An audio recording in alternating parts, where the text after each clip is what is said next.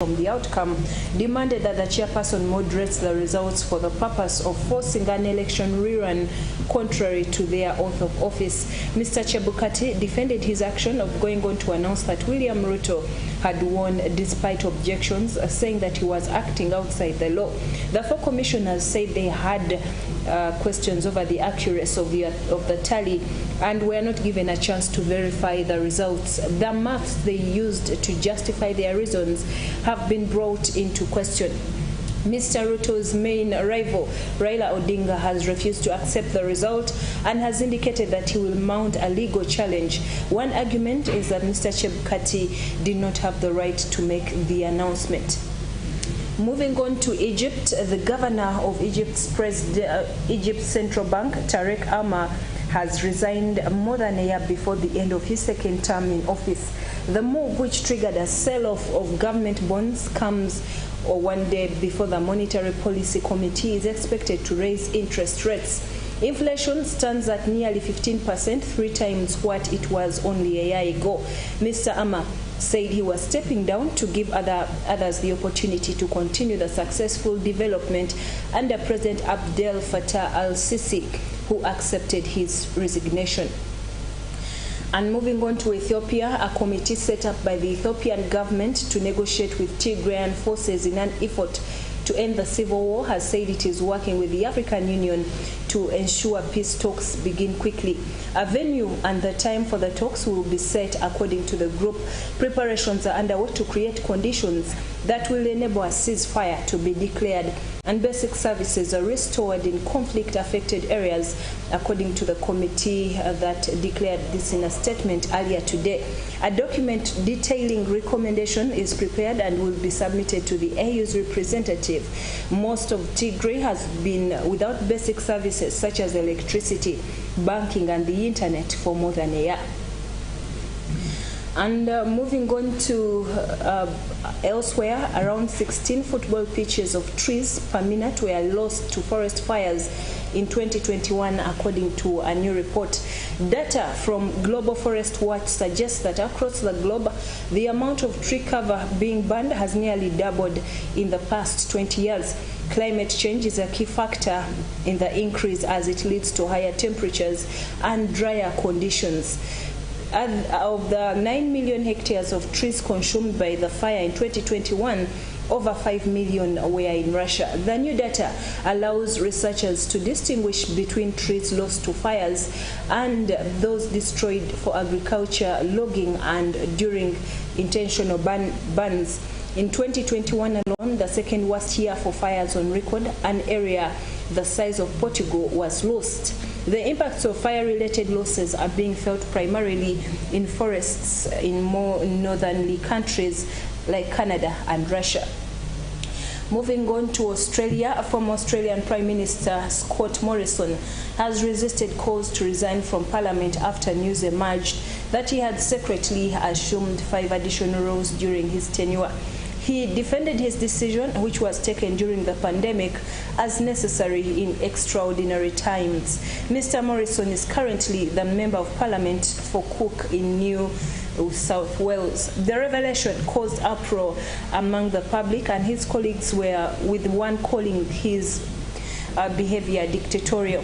Mr. Morrison became Joint Minister for the Health Portfolio from March 2020 and for Finance, Treasury, Home Affairs and Resources from May 2021.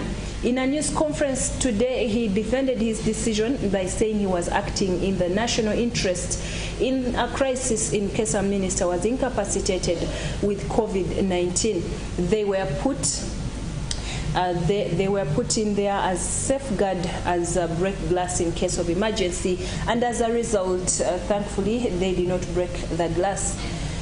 And on to the Middle East, Israeli and German leaders have expressed outrage after the Palestinian president accused Israel of committing 50 holocausts.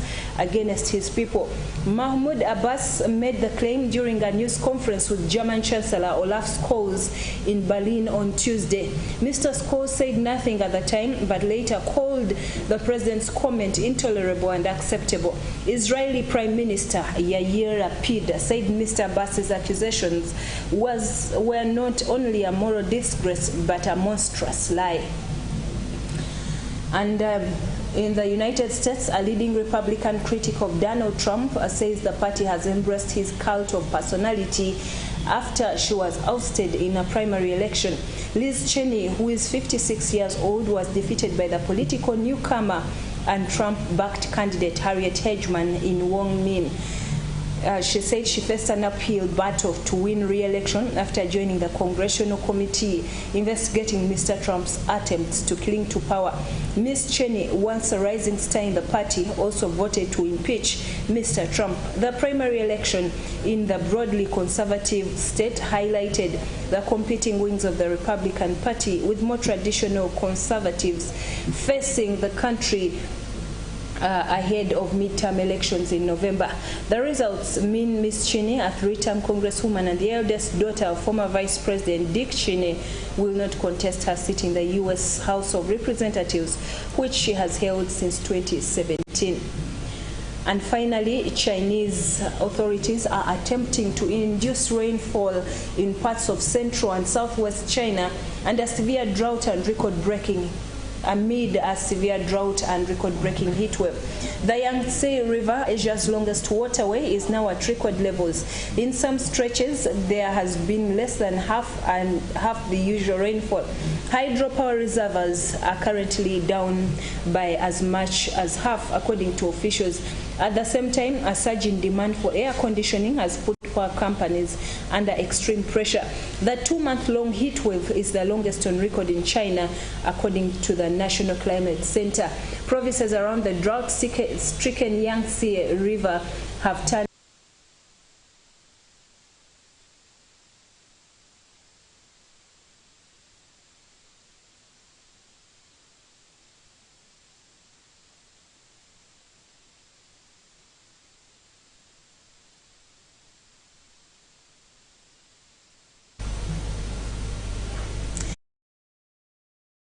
of this hour's news update. The midweek service is coming on. Please stay tuned to Channel 44, or if you can make your way to the Miracle Center Cathedral, you would gain a lot. Remember, one day is better than thousands elsewhere in his presence. I also remind you of the Karamoja Cry. Last night we delivered food relief.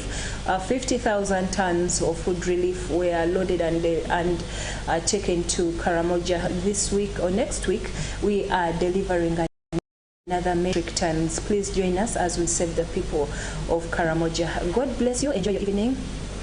Good night.